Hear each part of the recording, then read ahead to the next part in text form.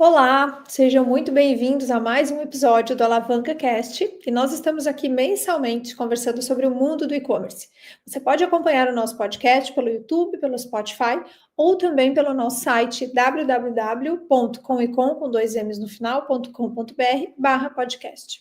Eu sou a Franciele Fernandes, consultora e mentora em e-commerce e host do Alavanca Cast. E você que está nos acompanhando e principalmente entrou nesse podcast por este título, já sabe que nós estamos a menos de 90 dias da maior data do último quarto do ano.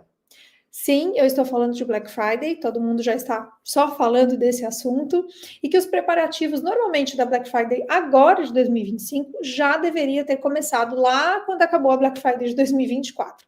Assim nós esperamos. Mas calma, que se você que começou a nos assistir ainda não se organizou, ainda dá tempo. Talvez não para toda a sua programação, mas ainda dá tempo de fazer uma Black Friday muito especial.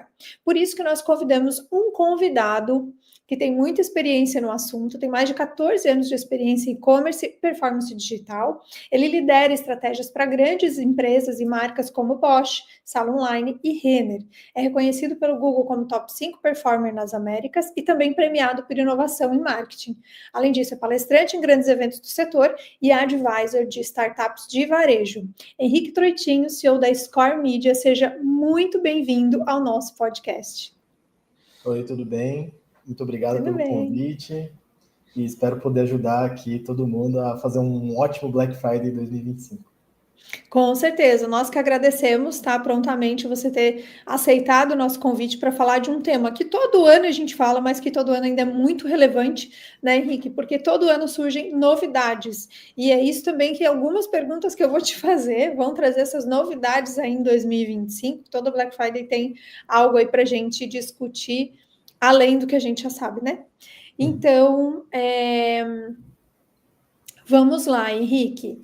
O nosso tema é Black Friday 2025 para o público B2C. Então, já quero deixar isso também bem alinhado para o nosso público aqui, porque, claro que muitas coisas a gente consegue aplicar em B2C, B2B, mas é bem importante a gente deixar isso bem especificado aqui para a nossa audiência. E para começar, Henrique, eu quero entender contigo, quero te deixar aí à vontade para começar com dados concretos para a nossa audiência, para deixar todo mundo alinhado aí na mesma página. Trazer para a gente quais as perspectivas para Black Friday de 2025, se tem setores que devem se destacar em relação ao ano anterior, se tem alguma tendência específica que a gente tem que estar atento, né, também em relação a 2024.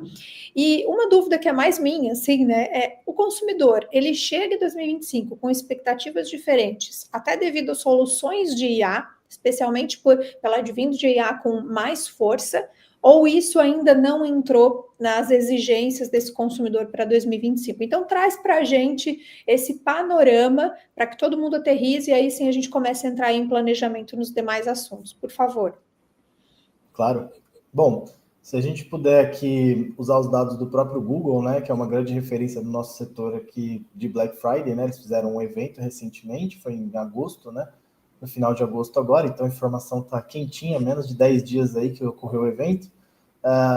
Se pudesse falar os dados que eu consumi no evento, primeiro acho que eu queria falar sobre intenção de compra, né? Então hoje, se a gente olhar a intenção de compra desse ano, 43% dos brasileiros eles planejam comprar no Black Friday. Se a gente comparar com 2024, são 39% das pessoas que têm intenção de compra. Então teve um aumento aí de quase 4% aí na intenção de compra. Eles pretendem gastar, em média, R$600. Os setores que mais foram cogitados a gastar foram os eletrônicos, eletrodomésticos, né? Eles continuam sempre sendo top, né? A Air Fryer é sempre o produto mais cogitado, a ostentação do Black Friday é sempre a Air Fryer. Então, renovar a Air Fryer, né? Porque ela é muito usada, vamos renovar. Exatamente, vai de cada um, né? Quem nunca teve, quem vai ter ainda. Mas sempre top of mind aí do Black Friday. E aí a gente tem, claro, os segmentos que acompanham, que é moda, beleza. Móveis são um que subiu bastante esse ano, e um que eu achei interessante foi ar e ventilação.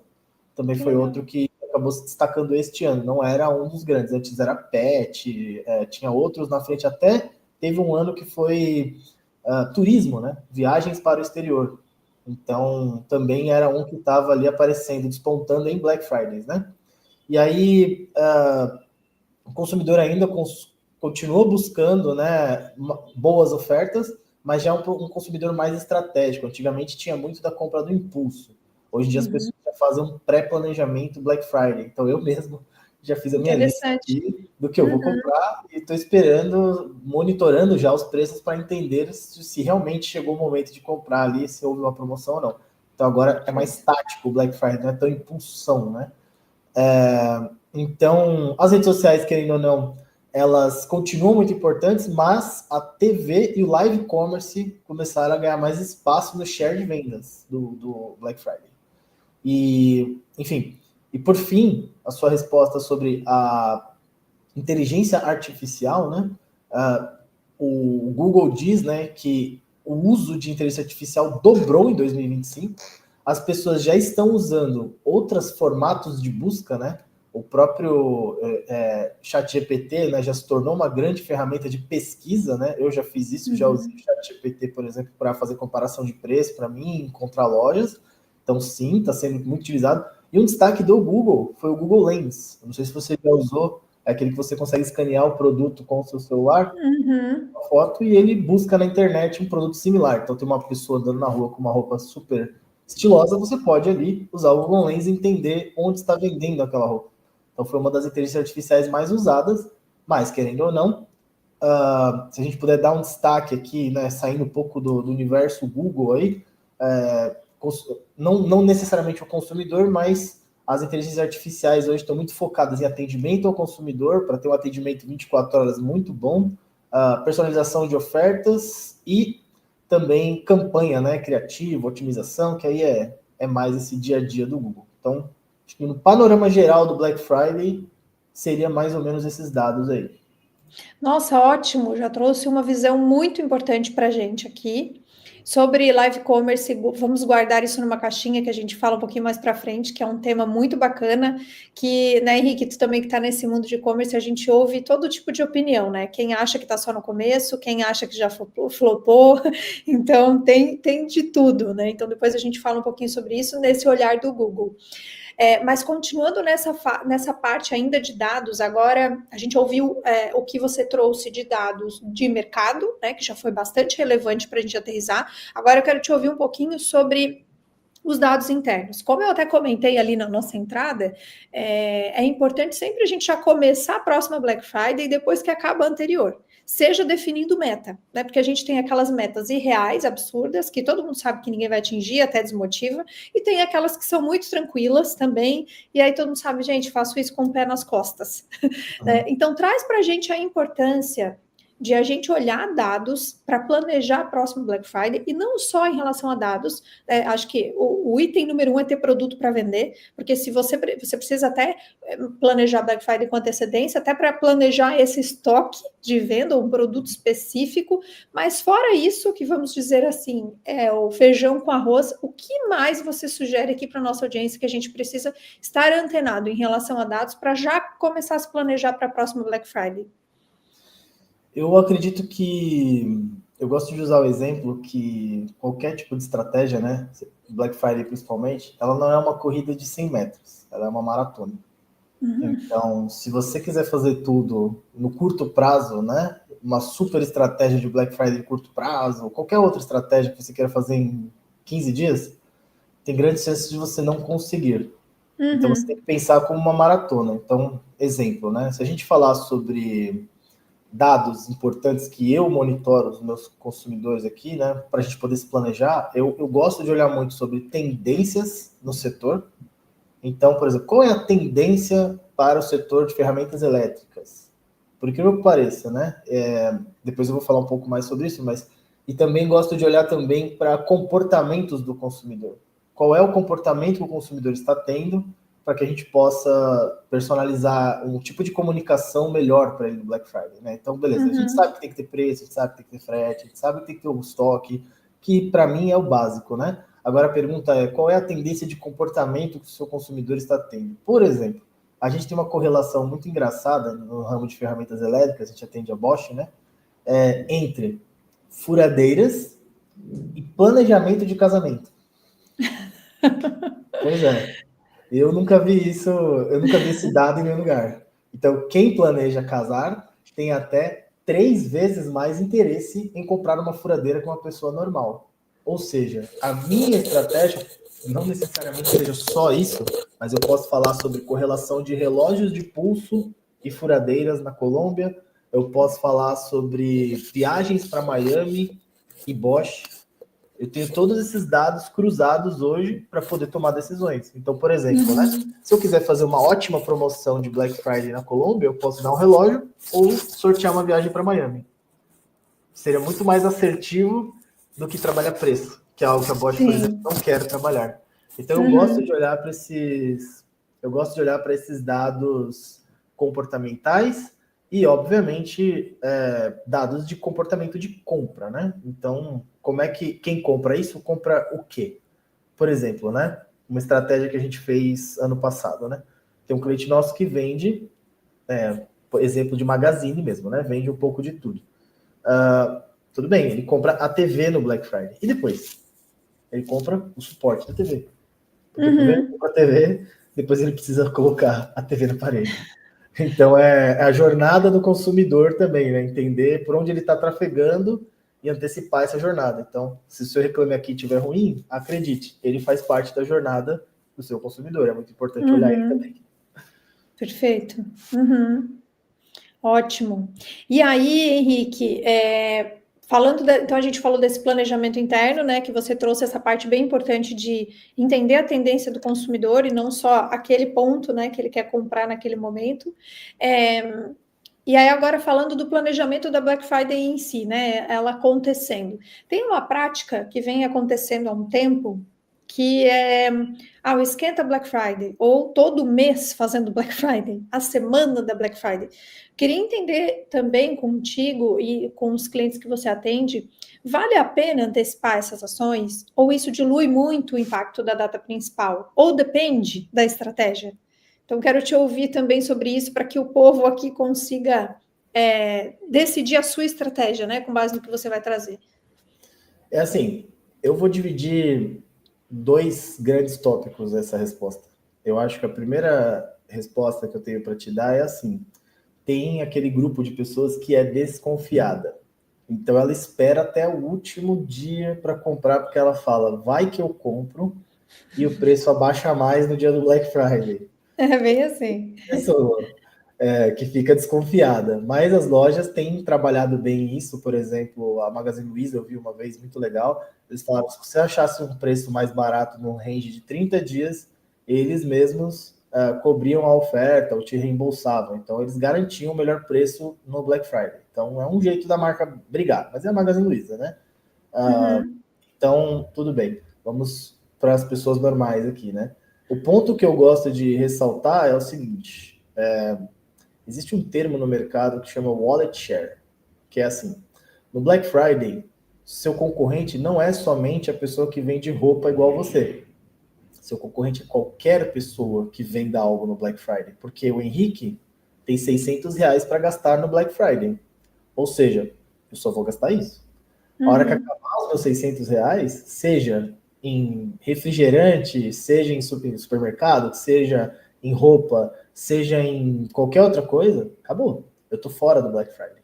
Então, a estratégia mensal de um Black Friday faz sentido, porque a gente está num processo de wallet share. É capaz de, sim, como eu disse, dividir em 2. Tem aquela pessoa que espera a data mesmo para comprar, mas a grande maioria não espera, porque temos, como o Dado disse, um consumidor mais estratégico. Então, por ele ser mais estratégico, ele já está pronto para tomar uma decisão, ele já sabe qual era o preço, ele já está pronto. Se ele entender que há uma oportunidade, e ainda mais exemplo, até que eu dou um ótimo exemplo de um cliente que a gente trabalhou, o Kabum, colocava contagem regressiva, só tem uma vez a promoção nesse produto, eu não vou renovar essa promoção, hoje, acabou. Essa impulsividade faz ele tomar uma decisão, e aí, chegar primeiro e levar ali o dinheiro da carteira do consumidor, vai ficar com a venda. Quem não ficar, quem acabar esperando, né, corre o risco de pegar uma audiência descapitalizada. Então, vai da estratégia de cada um, porque você também, às vezes, não tem muito estoque, não quer ficar brigando o mês todo, não quer queimar muito a sua margem no Black Friday, né? Não está tão agressivo, então você também pode esperar. Aí cada um decide a melhor forma de fazer.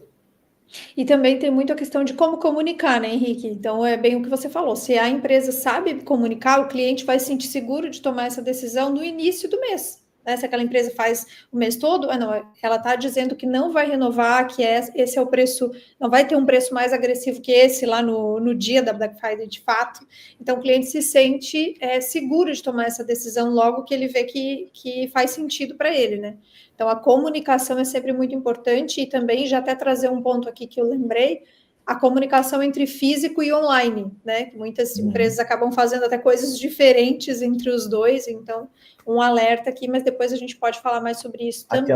Aquela impulsividade de ter o produto, né? Então, Isso. poder ir buscar também é maravilhoso, né? Você poder já comprar agora e buscar é ótimo, é mais rápido que o próprio Mercado Livre, às vezes. É verdade, isso mesmo. Então, gente, esse panorama geral agora foi para que a gente só aquecer, né, Henrique? Para a gente começar a conversar de fato sobre colocar a mão na massa na Black Friday. E daí eu quero fazer até uma proposta para ti, Henrique, para a gente dividir a nossa conversa em 3 momentos da jornada do consumidor. 3 momentos mais básicos, né? Só para a gente poder direcionar nossa audiência aqui. Que seria a etapa de aquisição, conversão e retenção de clientes. Na etapa de aquisição, eu quero começar conversando contigo sobre o seguinte, né? Ainda há um tempo atrás existiam algumas empresas que viam Black Friday assim com um olhar duvidoso. Será que eu faço parte dessa festa? Não faço, né? Mas muitas empresas, mesmo as que não fazem algum desconto muito agressivo e usam mais outros tipos de bonificações, todo mundo já entendeu que a Black Friday não é mais uma data de venda só imediata, né? Ela passou a ser uma grande oportunidade de captar clientes. Só que captar clientes qualificados, porque se eu venho sempre e capto aquele cliente com uma mega promoção, mas o meu produto é um ticket médio mais alto, eu acabo tendo esse cliente só por essa vez, né? Então, para que essa nossa audiência não fique de fora disso, né?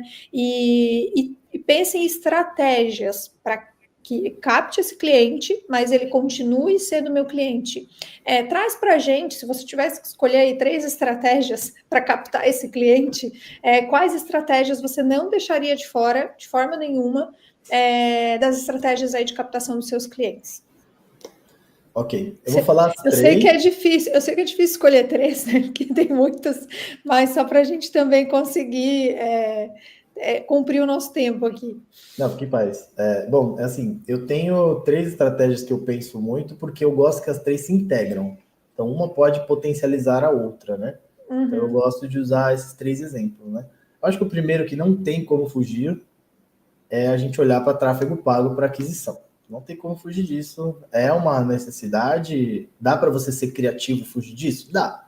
Mas hoje, se a gente falar de um mid-market, de um enterprise, não tem como fugir disso. Então você tem que investir nisso. Uma sugestão que eu dou para quem tem menos investimento e não quer ser muito ficar disputando leilão de mídia junto com empresas gigantescas, é você criar, por exemplo, uma lista de remarketing dos seus ex-clientes de até 1 ano. Se eu não me engano, dá para fazer no Google até 1 ano, até mais, se você tiver a lista deles. Você faz essa lista VIP e nela você se torna mais agressivo, talvez, na sua disputa ali por espaço. Somente nela. Então dá para você restringir muito, né, a comunicação apenas para quem já conhece sua loja. É, né? Um jeito de fazer um pouco mais restrito, né, para você não gastar muito ali competindo com grandes players no leilão. Então não tem como fugir disso, e eu recomendo muito que seja olhado sempre no viés de performance. Então eu tenho 2 grandes métricas que eu olho. Uma é novos usuários. Eu gosto disso também, de olhar para quem não conhece a minha marca, quem que eu estou trazendo, né, de novos usuários. E, claro, não tem como fugir, retorno sobre investimento, custo por aquisição de cliente, o custo por pedido que eu tenho, o LTV do meu cliente, se ele foi renovado, né, são as métricas que fazem parte, né. Casado com isso, né, eu gosto de olhar muito também para...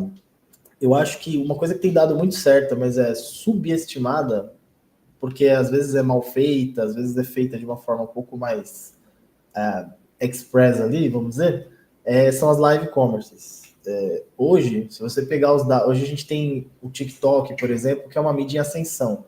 A gente tem o Shopee, que está muito forte também nesse modelo de lives, E se você pegar hoje o faturamento dessas empresas, 20% a 30%, a gente é parceiro do TikTok, a gente tem esses dados internos, 20% do faturamento, por exemplo, vem de live. Então, são hoje os maiores players do mundo quando se fala em marketplace e e-commerce, assim, né? Vamos dizer, fora do teu universo plataforma.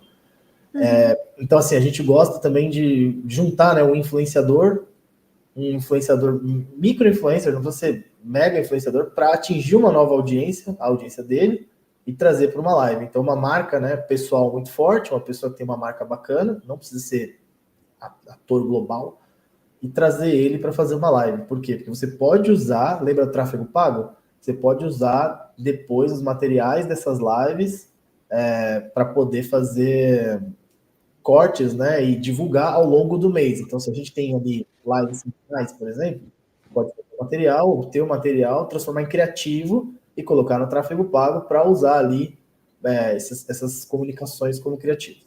E outra que eu acho que é subestimada, né, que funciona muito bem, é uma estratégia de member get member, que é, por exemplo, programa de indicação, de recomendação agressiva. Então, por exemplo, uma boa proposta de Black Friday é você e alguém que você indica, os dois juntos ganham 50% de desconto no produto. Estou exagerando aqui o preço. Mas qual que é a ideia? É um usuário que já conhece a marca trazer um novo. E aí você começa a fazer com que a base mais antiga, alguém que já consumiu no Black Friday, algum consumidor seu do ano, possa trazer novos clientes para você.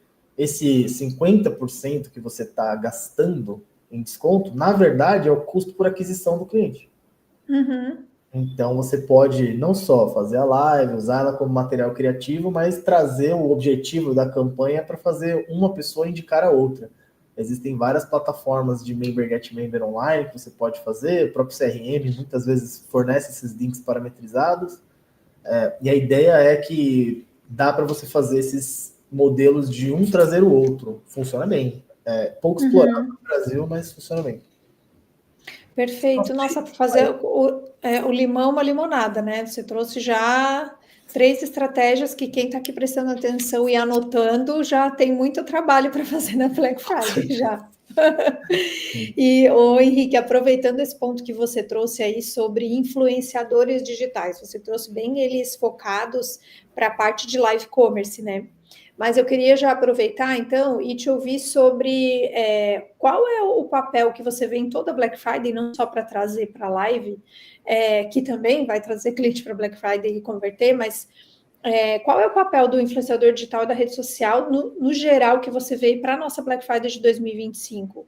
Essa relevância vem aumentando continuamente, você vê isso, ou depende muito da marca, gera mais confiança e tem convertido? Porque eu trouxe isso porque algumas marcas falam, mas eu pago aquele influenciador, mas não converte.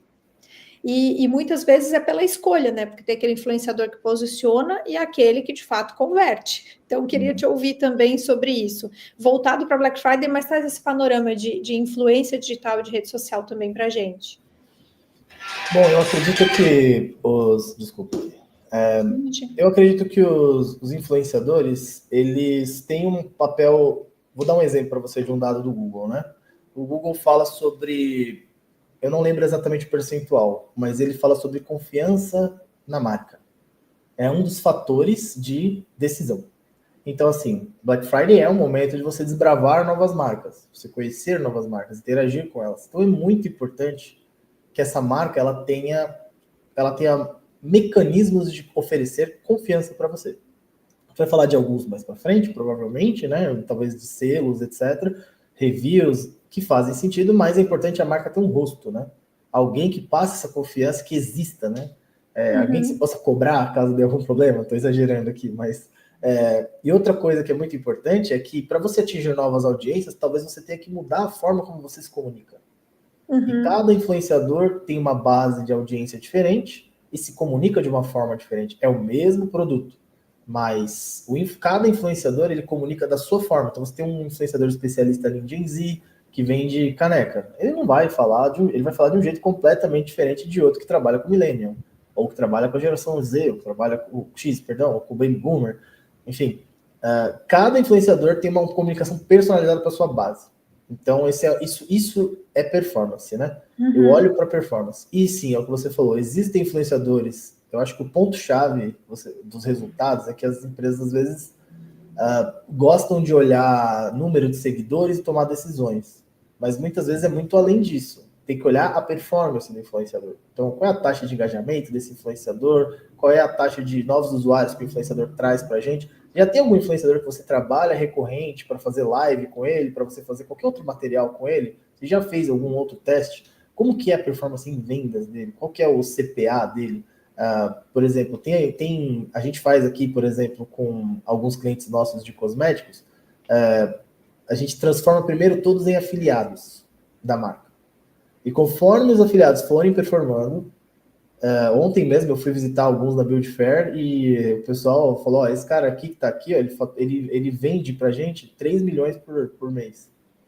E é um influenciador, assim, eu não conhecia. Não é um global, não é ninguém famoso, é um influenciador. E ele tava lá fazendo uma festa lá com o pessoal, todo mundo se divertindo. Rapaz com grandes habilidades. Mas testa ele como afiliado, vê como é a performance de venda dele.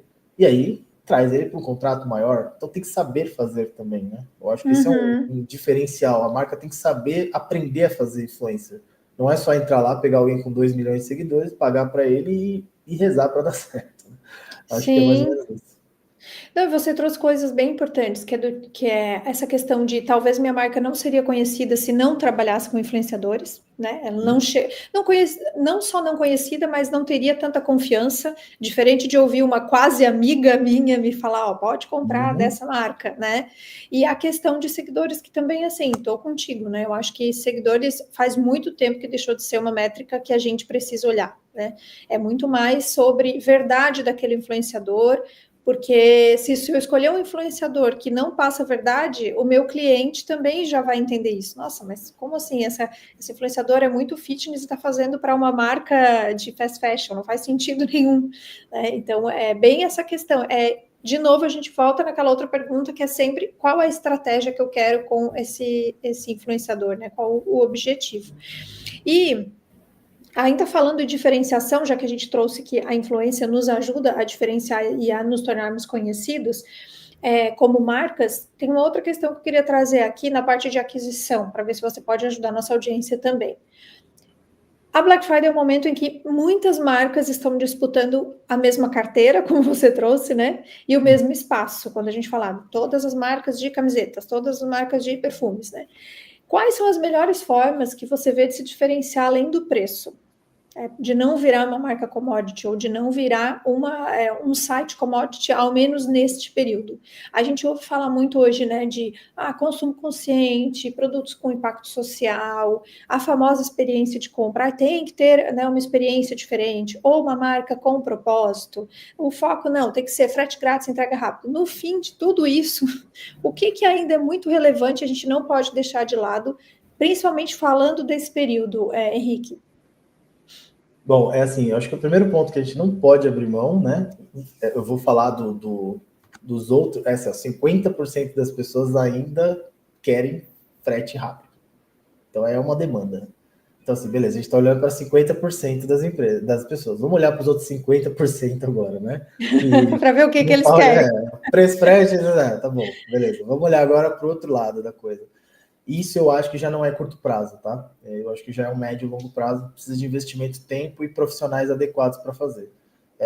Eu acredito que toda marca, hoje em dia, né, ela tem que ter 2 grandes pilares. Ela tem que ter um propósito muito forte, que é um posicionamento de branding mesmo, um posicionamento de marca muito forte, e uma boa gestão de comunidade. Eu acho que são 2 pontos muito importantes. Então, por exemplo, né, vou dar um exemplo da Score Media aqui.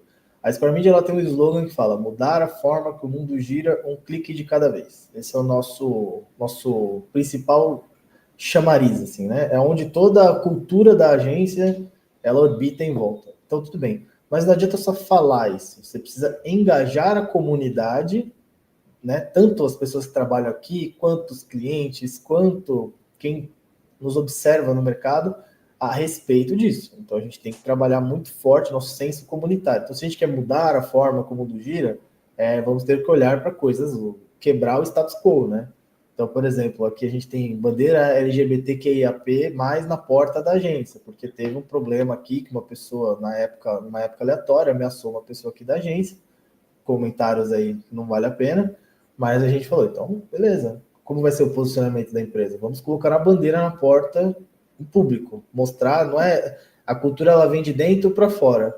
Me incomoda um pouco, às vezes, as marcas que dizem que são sustentáveis, que são mega descoladas, da porta para fora, da porta para dentro, não é. Não é nada. Exato. Então, eu já vi várias, inclusive. Então, tem que ser de dentro para fora, porque aí o brand empowerment, né? As próprias pessoas que trabalham dentro da empresa vão ser promotores, e o mercado vai olhar você com esse viés de marca e vai ver que não é uma marca mentirosa, sabe? Não é uma coisa enfim, que é fake ali, né? Então, eu acredito muito que, por exemplo, né? Existe um supermercado na Holanda, eu fui na NRF lá, né? E eles falaram sobre um supermercado holandês, eu esqueci o nome dele, mas que ele tem uma fila de slow checkout, que é o quê? A maioria do público dele é idosa. E eles identificaram que a comunidade deles gosta de conversar no caixa. Que legal! E demora. E aí, uma parte da comunidade, a grande parte, né, que são os idosos, gostam de conversar no caixa, e a pequena parte não gosta, só quer comprar e ir embora. Então, o que eles fizeram? Eles fizeram uma fila de slow checkout, onde você pode ficar até 1 hora ali, ó, se eu não me engano, para fazer o que você quiser lá. Ficar conversando, se divertir lá com o caixa, falar o que você... Porque eles identificaram que o público deles é muito solitário. Então, essa conversa dá esse ânimo. Então, acabou virando um centro, uma comunidade. Por exemplo, aqui a gente atende o supermercado Andorinha, aqui em São Paulo, né? Eles têm um senso comunitário absurdo. Eles fazem shows, festa junina. Por exemplo, os prédios que são adquiridos em volta do Andorinha são oferecidos aos funcionários para alugar a preço de custo, enquanto eles ainda não expandiram o supermercado. Então, os funcionários moram nos arredores, pagam preço de custo no aluguel, tem associações gratuitas para esporte, convívio social, tem eventos dentro da empresa, lá dentro do supermercado, para fazer comunidade mesmo, vender pastel, nada a ver com o supermercado. Mas este senso de comunidade, essa essência da marca, é a hora que no Black Friday não é preço. Você não vai comprar no Andorinha, assim, por mais que seja um preço justo, talvez não seja o mais barato. Mas o senso comunitário é tão forte que você nem sequer cogita comprar de outra empresa. De outro lugar. Eu gosto de olhar acho que é uma das grandes formas que eu aprendi nesses 14 anos de você não discutir por preço. Todos nós temos uma marca no fundo do nosso coraçãozinho que a gente não barganha por ela. A gente só vai lá e compra. É tirar essa essência de dentro, né, Henrique? E conseguir passar. E conseguir... Não só o dono, mas as pessoas que vivem ali em volta. Não adianta fazer coisa mentirosa. Não adianta levantar a bandeira falando que você é friendly disso e dentro de casa não ser. Tem que ser algo que você acredita muito. Ser sustentável mesmo? Seja sustentável. Não faça de mentirinha. Até porque se não é de verdade, no primeiro episódio que acontecer, vai cair do cavalo, né? Não se sustenta, né? Sim, sem dúvida. Perfeito. Então, trouxe exemplos ótimos aqui para a gente. E agora, a gente entra na etapa de conversão de clientes, para a gente conseguir falar, ok, consegui trazer esse cliente, agora como que eu faço ele comprar? Não só ficar scrollando ali no meu site, mas converter.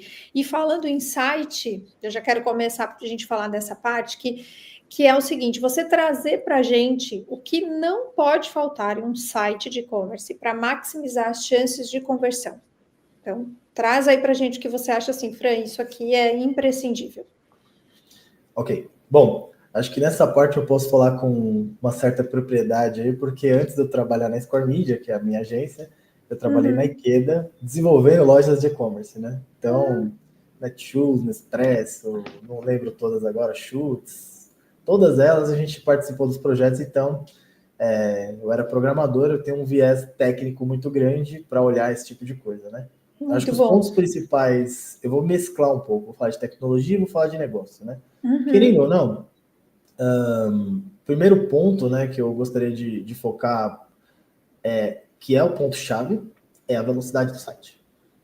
Então, não adianta. É assim, a gente está no processo de Black Friday, é um processo, às vezes, investigativo do cliente, né? Ele está ali navegando em vários produtos, ele está procurando, ele está entendendo o que ele quer, ele está pesquisando forte, aí ele entra e sai e volta. Não dá para ter uma experiência lenta. A Amazon tem várias estatísticas aí que falam quantos milhões de dólares eles perdem a cada segundo que o site atrasa o seu carregamento. Nossa. Então já existem dados públicos sobre isso, eu não tenho os números de cabeça, mas é um número absurdo. E o próprio Google reforça isso também com ferramentas como Teste Mais Site, que você pode ir lá testar o Lighthouse, né? Que você pode dar uma olhada mais técnica mesmo no que pode melhorar, né? É ferramenta gratuita do Google. Lighthouse é farol, tá? Pensa no farol ali, depois já escreve aí que o Google ajuda a gente a traduzir. mas enfim, e aí eu acho que velocidade do site é muito crucial, que aí tem a ver com o tópico usabilidade, né? Que aí pode entrar em mil coisas aqui de layout, mas antigamente era um grande problema ter um site amigável para celulares. Hoje eu já acredito que grande parte resolveu esse problema, mas ainda tem gente que tem problema com isso. Então, testa bem como é que está a sua versão de celular aí. E se você não tiver uma boa versão, pensa num app, talvez, para cobrir essa versão, esse lado online, lado mobile seu, né? E, bom, uma coisa também que é um grande destrói checkouts aí é um cadastro longo. Então, de novo, não conhecemos a loja, vamos passar por um processo de cadastro.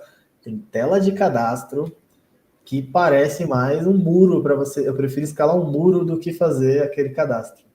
Pergunta tudo, nome da mãe, nome do pai, bota onde você mora e anexa isso e faz aquilo. Meu Deus, aí você desiste, né? Então, um checkout, um simplificado, uma tela de cadastro simples, termos, tópicos que autocompletam, né? Você coloca ali seu CEP, ele preenche o endereço automático, não precisa ficar correndo atrás de escrever tudo. Ainda mais no celular, que é mais cansativo ainda, né? Porque você tem só 2 dedinhos, né? Para usar ali na grande maioria. Então, e por fim, o processo de checkout também tem que ser amigável, mas principalmente tem que oferecer facilidades. Então, o quanto que você consegue trabalhar o seu parcelamento, o quanto você consegue facilitar ali o desconto no à vista, faz as contas direitinho, a gente está num ano aí de 15% de taxa Selic, será que não compensa dar um desconto à vista para você receber antecipado? Tem que fazer uma estratégia bacana disso também, e querendo ou não, né, eu acredito que tem uma coisa muito importante que é fora do site, mas eu vejo muito clientes errarem, é pensar bem que tipo de produtos você quer divulgar nas suas mídias. Porque eu já passei muitas situações em que o estoque vai caindo durante o Black Friday. Então, por exemplo, eu tenho lá um sapato. E aí, poxa, grande parte das mulheres brasileiras usam 35, 36 ali. E aí, poxa, vai acabando esse estoque, só tenho 40. E poucas mulheres no Brasil calçam 40. Então, não adianta, o produto vai continuar no ar. Não adianta você anunciar, só você está vendendo frustração. Está vendendo, nossa, que barato. Putz, só tem 42. Então é muito importante ter um trabalho de monitoramento de produtos, para você entender o que está em alta, o que está em baixa. Eu já tive, por exemplo, promoção de supermercado aqui, de um supermercado antigamente eu trabalhava aqui de São Paulo, de cerveja. E estava muito barato mesmo. Mas assim, em menos de uma hora, acabou a cerveja. Só que tinha ali pouquíssimas cervejas ainda ativas. As pessoas entravam, né? Porque começou a viralizar a promoção de cerveja. As pessoas entravam, a grande maioria já estava esgotada, e aí virou um poço de frustração e reclamação dos clientes. Esse é outro ponto também, que eu acho que vale ressaltar. Então, até um parênteses aqui, até para você terminar, quando eu era gerente de e-commerce, às vezes o pessoal da inteligência vinha e falava, Fran, mas tu tem produto? Vocês têm produto para fazer X milhões? Eu dizia, tá, mas você está falando de quantidade, eu preciso de qualidade. Eu preciso justamente da grade que eu vendo mais, a grade que eu vendo mais, e os produtos que eu vendo mais eu não tenho, então eu não consigo fazer esse dinheiro. Eu posso te falar, eu tive exatamente isso, o gestor me ligou e falou, tem produtos, a gente precisa bater X milhões, não vou falar o número, mas era absurdo, assim. Aí eu falei, mas como é que eu vou fazer? Eu vou vender batata, cara? Não dá para vender batata. Eu vou tentar, mas eu tenho que vender umas 10 toneladas de batata para bater essa meta, cara. Não vai dar. Eles só somam tudo. Se vocês têm X milhões de estoque. Não, mas eu preciso de qualidade. Exato, ticket alto. Você precisa ter um ticket bom para trabalhar. Não dá para trabalhar com microtransação e bater. Você não tem volume de cliente suficiente para fazer um ticket médio de menos de R$100 para bater essa meta. Exato. Então, o pessoal é muito cruel nessa hora, mas é o varejo. Faltava você falar mais algum item, Henrique? Ou já? Não, podemos seguir. Já podemos seguir? Beleza. E então, como você comentou ali, né? Vários itens, eu achei bem importante, um até, que é só para complementar também o que você disse, que eu lembro que uma vez eu fui numa palestra do Mago do E-Commerce, ele sempre tem umas frases interessantes, e ele falou uma vez, né, gente, o nosso dinheiro está a 4 números da gente, e tem checkout no e-commerce que parece uma bíblia, assim, como assim, me pede um monte de coisa. Então, a gente... Quem está nos ouvindo aqui, busquem o Smart Checkout da plataforma de vocês, né? Aquela que o cliente, assim, hoje eu só quero botar meu e-mail e comprar, só, não quero mais nada. E não preencher tudo como você falou. Acho que esse ponto realmente é muito importante. Foi muito feliz que você trouxe, porque eu já deixei de comprar porque eu vi um checkout gigante. Falei, não, eu vou procurar outra loja. Pago até um pouquinho mais, mas eu não tenho esse tempo. Então, muito importante. E a gente falando de site, Henrique, eu queria trazer aqui uma provocação e ver até o que você acha, qual a tua opinião sobre isso, que você tem visto nos teus clientes. A gente sempre falou muito, né? Histórias vendem. E com a era conversacional, a gente vem ouvindo muito as conversas vendem. O quanto, principalmente até depois da pandemia, as compras migraram para o WhatsApp. Muitos sites mesmo, as compras migraram.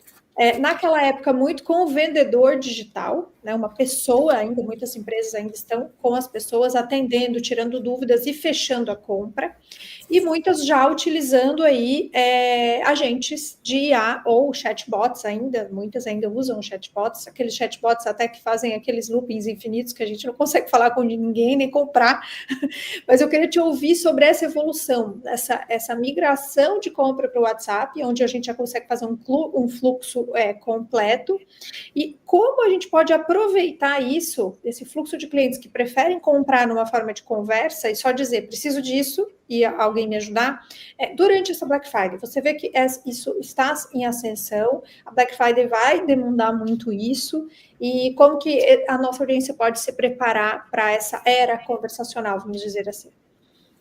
Esse é outro tópico muito bacana, muito obrigado por ter até a oportunidade de falar sobre isso, porque eu estou bem envolvido nisso, porque eu entendo que o e-commerce conversacional é uma tendência futura muito real.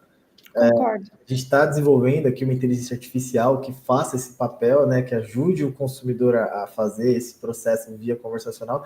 E um dado muito interessante é que hoje, uma jornada conversacional comparada com o e-commerce tradicional, a conversacional tem até 7 vezes mais conversão do que um e-commerce tradicional. Então, você entrar lá, clicar nos produtinhos e tomar a decisão, via conversacional, ele tem até 7 vezes mais chance de converter, porque tem um lado ali muito mais personalizado da jornada. Você consegue, não necessariamente é humana do outro lado, pode ser inteligência artificial, mas você consegue personalizar muito mais a conversa e moldar ali a venda para o cliente, né? Ajudar ele a tomar uma decisão, resolver alguma indecisão, algum pilar de objeção, né? Poxa, faltou ali, outra loja cobrou R$10 a menos, então tá aqui um cupom de R$10, vamos embora, vamos seguir em frente. Quebrar essas pequenas vendas para você perder pequenas vendas, né?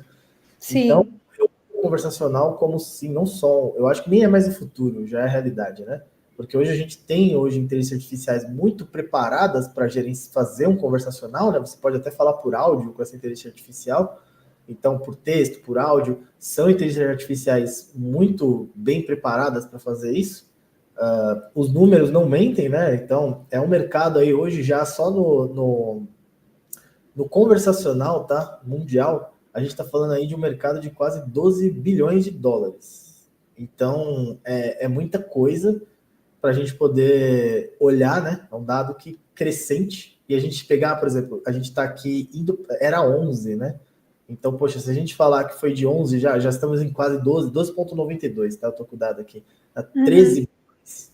É um mercado que está crescendo aí de 10% a 20% aí, em média por ano, né? Então, as marcas, na minha visão, né?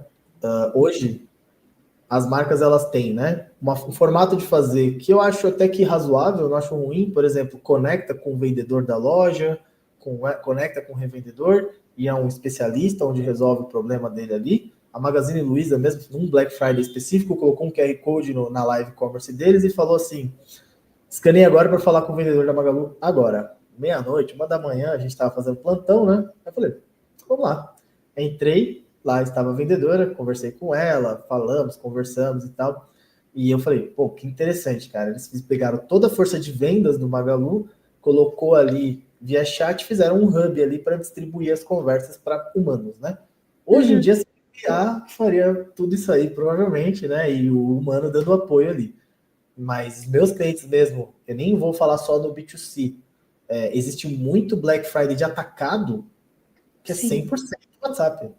É 100% WhatsApp. Tudo. Exato, atacado vai tudo para o WhatsApp, é verdade. Atacado é 100% WhatsApp. A meta está no WhatsApp. E duplica, sim. Eu já tive muita gente ali da José Paulino, no Bom Retiro, né? Que fazia campanhas de incentivo para os vendedores receberem comissões mais agressivas. E, assim, era grande parte do faturamento da marca naquele mês. Então, olhando fora do B2C, né? Um pouquinho mais para o B2B ali, também conversacional tem muita relevância. Perfeito. Eu também, Henrique, eu sou bem entusiasta aí da era conversacional, né, no WhatsApp Commerce, e visto que eu participei de vários projetos com a parte humana, depois quando você tem uma vendedora humana, 1, 2, 3, um time, e aí com o teu histórico todo, a gente consegue fazer uma IA muito treinada, porque tem já um histórico das principais perguntas, principais objeções, principais dúvidas, e aí você vai refinando, né? Tá? É uma dica quando eu dou, às vezes, pessoal, contrata um chat ou contrato uma pessoa. Claro que vai muito do orçamento que tem, mas eu sempre comento assim, gente, é melhor ter um humano de começo, porque assim, quais são as principais dúvidas do teu público? Né? A gente não sabe. Depois de 6 meses, 1 ano, nossa, a gente já tem tanta informação e essa pessoa já é o nosso contato com o nosso cliente. Então, de fato, o que você trouxe de dados o dinheiro está na mesa, né, Henrique? Quem é que vai beber água limpa primeiro? Então, o dinheiro está aí. E você falou sobre a parte humana, né? Se você não tiver um bom treinamento ou um bom briefing para passar para essa ferramenta automática que vai salvar vidas, você vai ou comprar o pacote básico deles que todo mundo tem, ou treinar errado, vender errado. Um ano e treinar ele errado. Ou não treinar, falar, se vira aí, vende aí para nós.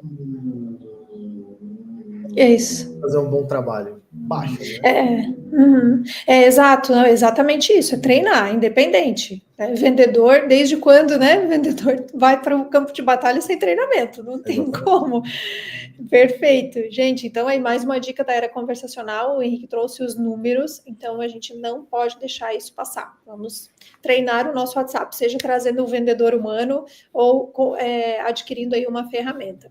E aí, Henrique, já pelo tempo que a gente não tem, na verdade, porque a gente já está conversando há muito tempo, eu quero fechar aqui a parte de conversão para a gente ir para as últimas 2 perguntas na etapa de retenção, com uma pergunta sobre Omnichannel, que a gente até falou um pouquinho lá atrás, integração de quem tem site e loja física, né?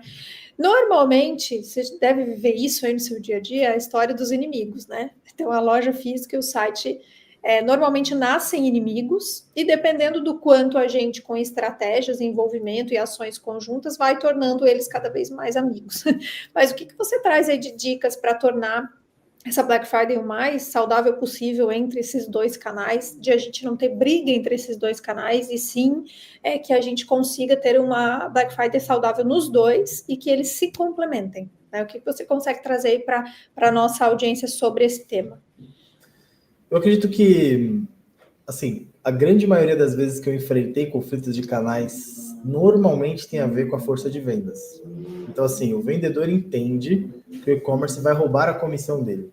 A grande maioria das pessoas que eu converso tem esse ponto de vista que, em alguns casos, não está errado, porque a modelagem não é bem feita do processo, e acaba-se que ele fica incomodado, porque o consumidor que ele fomenta há anos compra lá e ele não tem direito a nada, né? Entre aspas. Isso faz alguns anos já. Hoje em dia, o segredo, né, para vocês reduzir consideravelmente, né, os conflitos de canais, são duas coisas, na minha opinião. É política de preço. Então você não pode praticar preços mega competitivos num canal e mega baratos no outro. Ou mega, desculpa, caros no outro. Por exemplo, eu tenho lá um exemplo da Centauro, por exemplo, que eu olhei no site, vi mais barato, todo mundo faz, tá mais barato. Antigamente o discurso da Centauro era é que lá sai de outro CD e não sei o quê, e vou inventar uma desculpa lá, desculpa a Centauro aí, mas né, uma coisa meio, é porque sai de outro lugar, compra de lá então. E aí, super chateado com a Centauro, nunca mais ia na loja física, né? Basicamente me baniram da loja física. Muitos anos depois eu fui de novo, não falaram nada, cobriram o preço, deram o valor do produto lá, aplicaram o desconto, me venderam, acabou. Eles fizeram a política de preço diferente, porém, quem contestava recebia a remuneração. Acredito eu que deve ter um critério lá, um ticket, alguma coisa, não sei, tem um processo, mas está bem melhor. A política de preço, então, e o treinamento dos vendedores, e principalmente, né, garantir que o vendedor tenha o seu próprio link comissionado para levar ali o seu consumidor para o e-commerce. Então, por exemplo, estou fazendo uma venda pelo WhatsApp. É uma venda no canal digital. E aí eu estou entrando no e-commerce, já estou vendo ali os produtos, etc. E talvez nesse processo o vendedor te ajude e você acabe comprando e ele não ganhe nada com isso. Então tem que garantir, né? A maioria das plataformas já tem, que ele tenha a URL dele parametrizada para enviar, para que o vendedor seja ali um afiliado do e-commerce, vamos dizer, né? Para que ele possa mandar ali a URL dele, para que você entre no WhatsApp, aí pronto, tá na minha máquina, não importa se eu saí, se eu voltei, se eu dei uma volta na internet, já está atrelado ao vendedor por X dias, por uma semana, 30 dias, aí cada um define ali a janela de atribuição. Então, esse é uma grande forma, a maior dor que eu já vi. Eu já entrevistei vendedor para conversar sobre isso, do porquê que o e-commerce era um rival, um vilão, e eles têm razão mesmo. Algumas marcas não estão preparadas para essa multicanalidade. Precisa muito investir nisso, né? Eu acredito que ainda hoje eu posso pegar uma marca grande que eu atendo aqui, que não vai ter. Então é muito importante. E aí você trouxe um ponto bem, bem relevante da política de preço, da parte de comunicação. Muitas vezes o e-commerce faz alguma ação, não comunica as lojas ou as franquias, e aí realmente fica todo mundo vendido e pensando, tá, mas então você é meu rival sim, porque você fez uma ação e não comentou nada, e eu tô aqui com um cliente querendo que eu cubra preço que eu nem sabia dessa ação, né? E uma coisa até, se eu puder contribuir com a tua resposta, é a gente trazer para essas vendedoras físicas políticas específicas, né? Então, sim, tudo que ela vender com o cupom dela, ela vai ser comissionada, né? Ela tem um cupom específico. Então, eu canso de sair de lojas com o bilhetinho da vendedora, né? Tá na loja física, ela fala, Fran, se você não for comprar pelo site, porque elas já sabem que às vezes veio só provar, veio olhar o tecido, veio, né, olhar o caimento do vestido, alguma coisa.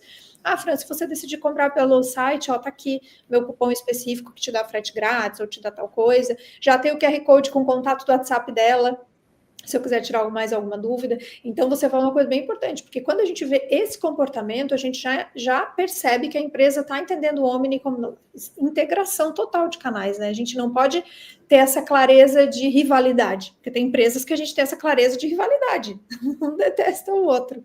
E um dado interessante, hoje, 63% apenas das empresas brasileiras possuem essa conectividade entre áreas. Então, financeiro, que fala com operacional, que fala com a força de venda, que fala com a franquia. Os dados são todos em silos, que a gente fala. Cada um tem uma visão diferente sobre a coisa, e é o que você falou, é aí que mora o problema, onde a franquia não tem acesso que o e-commerce está fazendo e que o vendedor não está vendo. Aí quando vê o vendedor brigado com a franquia brigada e o e-commerce brigado. E no fim, quem perde é o consumidor, que passa pelo constrangimento, né, de você da vendedora vir, às vezes, brigar com você e falar, meu, mas, pô, eu não ganhei minha comissão. Calma, a culpa não é minha, não sei, né, o que está acontecendo. E, né, a própria, cada um com a sua meta aí, em vez de virar uma meta coletiva, né, metas também são importantes, né, uma meta só para todo mundo, né, não adianta ter metas conflitantes, então a sua meta é roubar a venda do e-commerce, a sua meta do e-commerce é roubar a venda do... Vai brigar, né? Não faz sentido, quem perde é a marca. A marca acha que está criando competição, está criando canibalização, ultrapassa, todo tipo de coisa ruim que vai fazer com que um acabe canibalizando o outro e criando uma rivalidade cultural desnecessária na empresa. Perfeito. E para fechar esse assunto de Omni, a discussão acaba ficando, às vezes, muito no sistema, no que vai tornar a gente omnichannel, mas o principal ponto aqui é isso, é a cultura e a conectividade entre as áreas e as pessoas, né? E, Henrique, vamos para o nosso último bloco, então, falar de retenção. O papo tá bom, tem muita coisa, mas a gente tem pouco tempo para fechar aqui. E em retenção, quero trazer aqui 2 temas importantes, que é o seguinte: como que você enxerga o CRM nessa etapa, ou pós, né? Quando a gente falou lá na primeira pergunta, a questão de a gente trazer clientes para que eles permaneçam com a gente, como que a gente usa o CRM? Né? Então, conseguir captar um monte de cliente agora no Black Friday de 2025. É melhor usar o CRM hiper personalizado, não é? Visto que essa questão, né, da panfletagem online, seja por e-mail, agora pelo WhatsApp, já encheu o saco de todo mundo. Falando em CRM, você vê essa questão de programas de cashback, de fidelidade ainda funcionando muito bem, né? Então, queria que você explanasse um pouco essa questão de CRM pós-Black Friday para a gente, e também, se quiser trazer algumas dicas de CRM para Black Friday, né? Para o pessoal já colocar em prática, fica à vontade também. Eu acredito que, na visão CRM, é assim, né? A gente tem um péssimo hábito de depender muito das mídias pagas para fazer a venda, que nem o pessoal fala, né? É mais caro você trazer um novo cliente do que manter um cliente, né?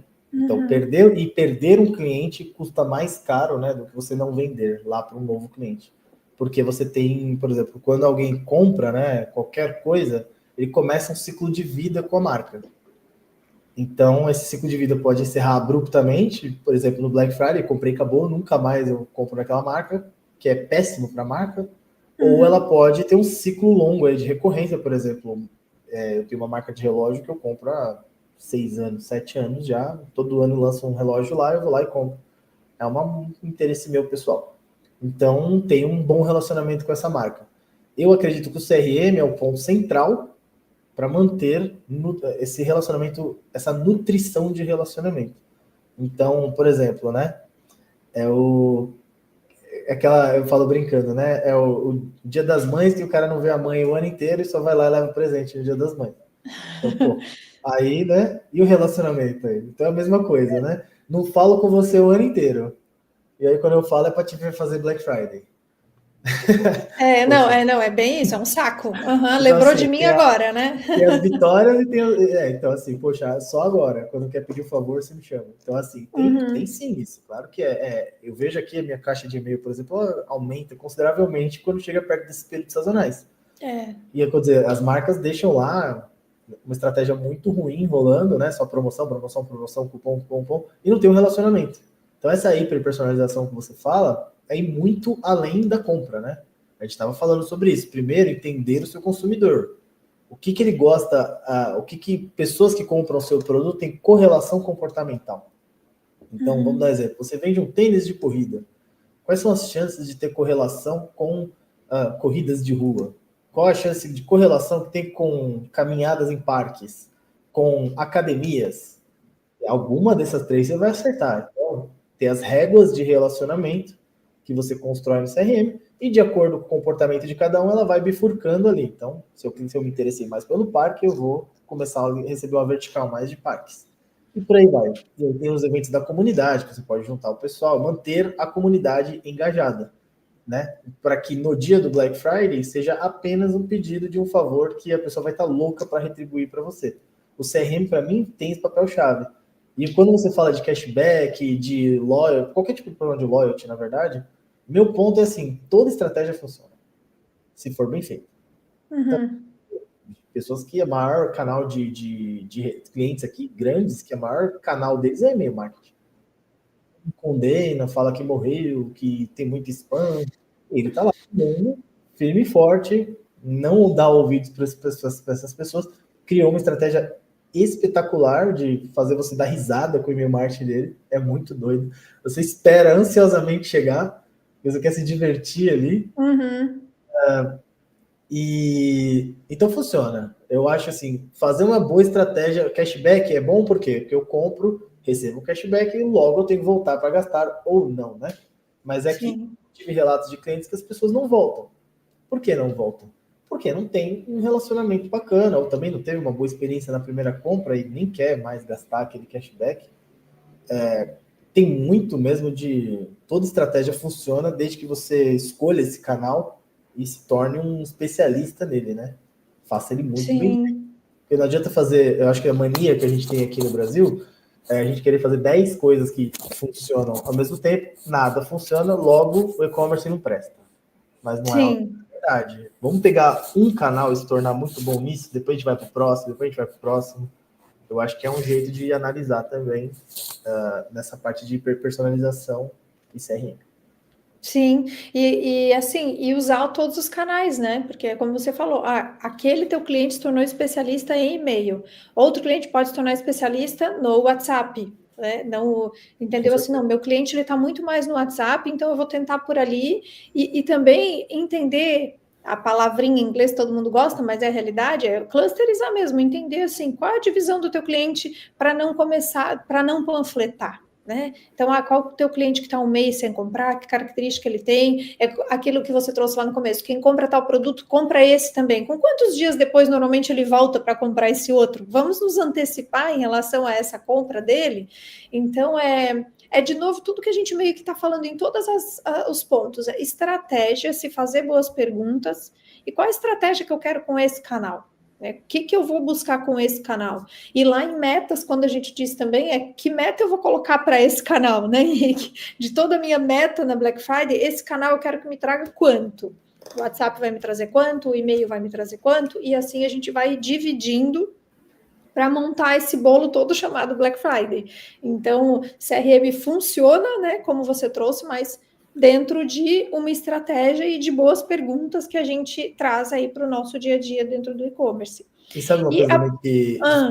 só para complementar. Não, pode falar. Uma coisa que eu acho muito legal é assim, você tem o ano todo para se relacionar com o cliente. Como você está nutrindo o seu CRM? Então, assim, como é que sua força de vendas está nutrindo o CRM? O quanto eu conheço do meu consumidor? Se eu entrar hoje num consumidor aleatório, o quanto eu sei além do ele gosta do meu tênis? Que mais, Teo? Que mais? Faz o quê? Como que hoje eu consigo, como você falou, numa ligação, numa mensagem de WhatsApp, pode ser humana, pode ser AI, como que eu consigo mandar uma mensagem personalizada num ponto em que eu consiga minimamente me conectar com ele, para despertar a atenção dele? Tem muito a nutrição, né? A gente tem um ano inteiro para nutrir o cliente, para a gente poder, num Black Friday, tentar uma abordagem muito melhor do que simplesmente X% off. Então, mas, infelizmente, às vezes o pessoal lembra da Black Friday um mês antes. Né? É o que eu dizia quando era gerente. Eu dizia assim, gente, a gente já sabe quando é Natal, a gente já sabe quando é Black Friday, a gente já sabe quando é Dia das Mães. Por que o povo fica, né, assim, meu Deus, falta um mês, fica abafado? Não precisa, porque todo mundo já sabe, tem que se programar antes. E aproveitando, então, quero te fazer a última pergunta aqui, que é o seguinte, já que a gente falou em clientes, trazer cliente, converter esse cliente, você acha que é possível e como, né, transformar esses clientes que compraram apenas pelo desconto? Então, vamos dizer que a gente tem uma loja, eu e você, e a gente trouxe a galera por desconto nesse primeiro momento, né, colocou um desconto agressivo aqui. É possível fazer com que essas pessoas que vieram pelo desconto continuem meus compradores? Talvez compradores recorrentes, talvez até compradores fiéis, né? Clientes fiéis à marca. E que estratégia normalmente que você usa nos teus clientes? Eu acredito assim, né? Primeiro ponto é quando a pessoa decide, a gente tem que entender que o preço é o fator decisivo, né? Mas não necessariamente ele é o único. Então a gente tem que encontrar quais são os outros, digamos assim, os interesses secundários, né? que despertaram o interesse da compra, porque não é só preço, né? Se fosse só ter alguma coisa a mais ali que chamou a atenção. Mas vamos lá. Vamos olhar numa questão zero fidelidade, preço mesmo e vamos embora. O que eu acredito, né? Que a gente pode... eu gosto de pensar na jornada, né? Então, como é que eu consigo te acompanhar nessa jornada ainda? Então, eu sei, como eu disse lá, né? Eu sei que você comprou uma TV. Então, eu preciso te acompanhar na jornada e te oferecer o suporte da TV. Depois eu consigo te acompanhar nessa jornada e fornecer algum produto complemento à TV ali. Como é que eu consigo, vamos dizer assim, que o preço vai ser o custo que eu pago, né, o investimento que eu tenho para colocar você numa régua de relacionamento minha. Uma base de Eu vou usar um produto estratégico, então, um videogame, e aí você compra o videogame, beleza, daqui a um tempo eu vou te mandar um controle, um segundo controle, para você comprar. Depois os jogos, lançamento dos jogos eu vou sempre te avisar antes, com antecedência. Eu vou sempre trazer para você uma jornada de consumo. Então, eu acredito que o preço inicial ele pode ser um sacrifício que você faz para ganhar a aquisição de um novo consumidor, e aí vai muito da estratégia que você tem relacional com esse cliente. Eu vou dar um exemplo até da Square Media, tá? Parece bobagem, né? Não tem nada a ver com varejo, mas pois é, no final do ano a gente faz uma campanha de... Nossos contratos são de um ano, né? E aí a gente faz agora em setembro uma campanha que é 3 meses de contrato. Nunca fazemos isso. E aí a gente fala assim, cara, testa a Score, vê o que você acha. Não gostou? Ano que vem você está livre para procurar outra empresa. Você só faz o Black com a gente. Eu tenho um cliente que é a Wall, né, de maquininha de cortar cabelo, né? Que eles falaram pra gente, olha, é só 3 meses, não tem o que fazer, realmente é só isso que aprovaram de orçamento, já estão há 1 ano e meio com a gente aqui já. Por quê? Porque entrou um relacionamento, um bom atendimento, prontidão ali para fazer o que eles precisam, meta batida, o pessoal começa a ver que o esforço deles diminuiu, ele não precisou trabalhar tanto mais ali operacionalmente para entregar as coisas, conseguiu ir mais para um lado de estratégia, e aí, poxa, abrir mão de tudo isso, será que vale a pena mesmo? Vamos permanecer. Então é um exemplo de serviço, não tem nada a ver. Mas é a mesma coisa. Poxa, se eu entrego legal, se eu te acompanho, se eu te dou um bom atendimento, um bom pós-venda, né? Quem normalmente vai em loja de roupa assim, vou dar um exemplo aqui, o Ricardo Almeida, assim, sabe, esse pós-venda muito forte. Um pós-venda bacana, sabe, muito bem feito, a pessoa acompanha a sua jornada ali do consumo, tem uma nova coleção, se ele vê que faz sentido, ele te conecta. Eu olho muito para essa linha, né? Queimar ali um pouco de caixa na entrada, talvez, para trazer e convencer você a continuar sendo meu cliente, porque não é só... Se você continuar só fomentando promoção, ele vai continuar sendo seu cliente, mas ele não vai ser um cliente fiel. Ele vai ser fiel ao preço que você propõe, não à sua marca. E eu acho que você trouxe algo bem legal também, que é assim, pode ser numa linha de produto específica que você vê assim, essa aqui é uma linha de produto que eu posso queimar e que é uma linha estratégica, porque isso é muito que algumas marcas, né? Eu não vou colocar 50% off em tudo, não vou chegar a 70%, vai queimar a minha marca. Gente, mas não são em todos os produtos do site, quem disse isso? Às vezes você pode pegar uma linha sua que uma marca premium, mas ela tem t-shirtzinha básica, muito estoque, ela pode começar por ali para trazer o cliente e fazer justamente tudo que você falou. Olha, ele jamais me conheceria, me conheceu pelo preço, claro que vai de estratégia de cada um, mas é algo que está sempre na mesa essa discussão, né? Eu vou fazer promoção e depois o cliente vai embora, porque meu produto não é esse preço. Então, acho que você trouxe algo bem interessante, que é a experiência. Eu queria dar um exemplo agora que eu lembrei de um case muito legal que eu participei. Eles fizeram o seguinte, eles fizeram uma promoção de Black Friday de um relógio Smart. E as pessoas compraram o relógio, era um ótimo relógio, aquela marca Garmin, né, super famosa, fizeram uma ótima promoção, queimaram bastante o preço ali, conseguiram uma margem muito boa, fizeram a promoção. Beleza, todo mundo comprou, preço barato, comprei um relógio, né? Vantagem, né? Venci. Beleza. Depois de um tempo, eles começaram uma campanha, cara, isso é muito legal, eles fizeram uma campanha que eles desenvolveram um sisteminha, né, que se você subisse lá seus dados do Garmin, mostrava quantos quilômetros você correu, tal, né? E eles fizeram uma campanha de quantos quilômetros você correr, você ganhava X reais por quilômetro corrido. Uma coisa assim. Vamos dar exemplo. R$1 por quilômetro corrido. Num valor máximo de desconto de X reais. E aí a galera da corrida é bem competitiva, bem, né, dinâmica. Então o pessoal começou a virar ali um viral, né? E começou a ganhar desconto para comprar um segundo tênis, né? Só que aí a parte legal é que o relacionamento da régua era só para um produto, né? Você ganhava, corria lá 10 km, ganhava R$20 de desconto, comprava um tênis. Mas era mais a vitória, né? Eu corri para ganhar um tênis. Depois eles começaram uma régua de relacionamento, porque a grande maioria dos que compraram não corriam. Começaram a pegar interesse pelo esporte. E aí eles começaram a fazer uma régua de progressão de tênis e jornada. Então, conforme você estava no nível inicial, você tinha um tênis que 5 km por dia tá ótimo para você correr com esse tênis. Agora você já está no nível intermediário, 10 km. Agora você está no nível avançado, 15 km. E aí ele fazia isso com esse sistema integrado do reloginho. Ele conseguia ter essa informação do consumidor para saber se ele estava evoluindo no esporte ou não. E ele conseguia adaptar essa comunicação do CRM. Não precisa nem falar que eu sou até hoje cliente deles. Tudo começou com... Muito bacana, muito bacana. Não, e é bem isso que a gente está falando. Às vezes é um produto seu, cria uma experiência que dura anos, né? Porque daí você vai sempre em cima daquela estratégia. E aí, só para a gente fechar, eu lembrei de uma coisa também: conversar com o cliente, né, Henrique? Porque muitas vezes a gente quer fazer as estratégias todas dentro de uma caixinha, na salinha, discutindo, tá, mas às vezes eu brinco assim, gente, um stories com 2 perguntas pode tirar tanta dúvida da gente para os nossos clientes, até em relação ao que você quer na Black Friday, isso ou isso, sabe? Então, assim, para a gente fechar, eu me lembrei disso, se você quiser complementar também, mas muitas vezes, diante de tudo que a gente falou, não decidam só internamente, né? Ouçam os clientes de vocês, porque às vezes ele tem a resposta que vai mudar o jogo, só que a gente não está ouvindo. E complementando, né? Só eu acho é isso mesmo. Acho que tem um slogan do Google que chama Get Out of the Building. Então, assim, quando o Google estava com dúvida de como desenvolver o produto deles, eles literalmente saíam do prédio entrevistar comércio local, pizzaria, perguntar o que o cara precisava mesmo, assim, para entender a necessidade. Então, é o Get Out of the Building total.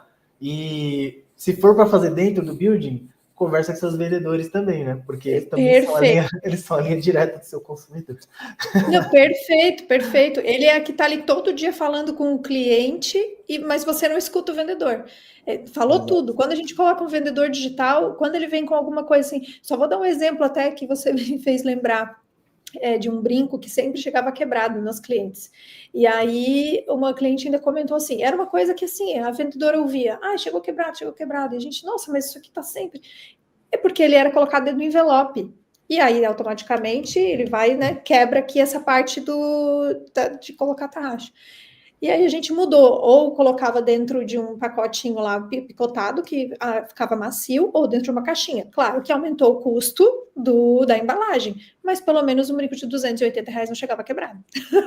Então, é algo pequeno, mas se não tem alguém... Cliente, né? Nossa, é algo pequeno. Né? Se uma marca relevante, você pensa, nossa, eu comprei por R$280, chegou quebrado um brinco. Se eu comprar aqui na esquina, não quebra. Né? Então, são coisas pequenas, mas que quando essa pessoa ouve e te traz, nem que seja uma reclamação, para e escuta, porque é o cliente falando direto para ele e ele te trazendo essa informação. Então, acho que fechamos bem nossa conversa, né, Henrique?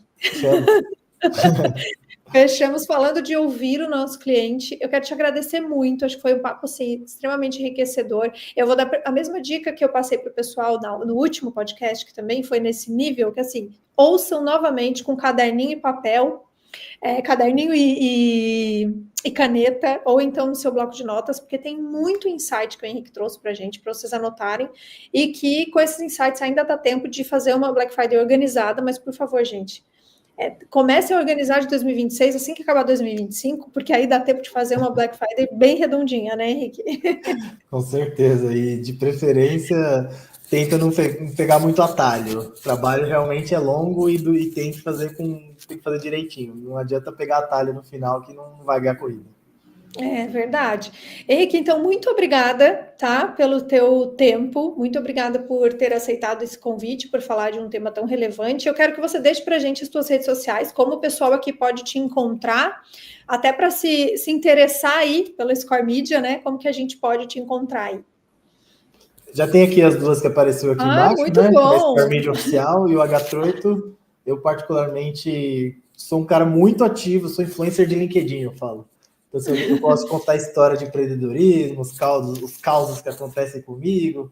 Então, acaba que eu tenho bastante engajamento lá. É Henrique Arim, né? Pode colocar Henrique Arim Troitinho, que é o meu nome, ou CEO Score Media, você vai achar também. O Henrique Troitinho, que nem está aqui. Então, se puderem também me seguir lá, conversar, quiser bater um papo, estou sempre à disposição, sou bem acessível. Perfeito. Muito obrigada, então, Henrique. Obrigada por vocês que estão nos assistindo. Eu quero pedir para que quem gostou desse conteúdo, por favor, como de praxe, deixe seu like, seu comentário, mas principalmente compartilhe para ajudar mais empreendedores, mais gestores de e-commerce. Um abraço, ótimas vendas e até o próximo episódio, gente. Até mais. Tchau, tchau.